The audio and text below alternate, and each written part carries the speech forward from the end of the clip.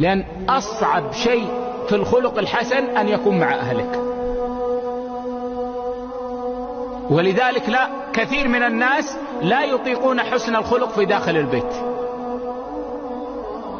كما يقول بعض الناس في خارج البيت عسل وفي داخل البيت بصل.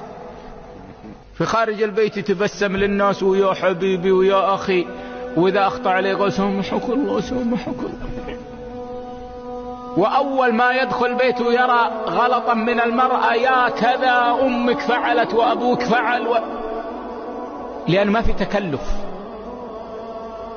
يزول كل شيء في البيت، فلا يبقى إلا حسن الخلق فعلا.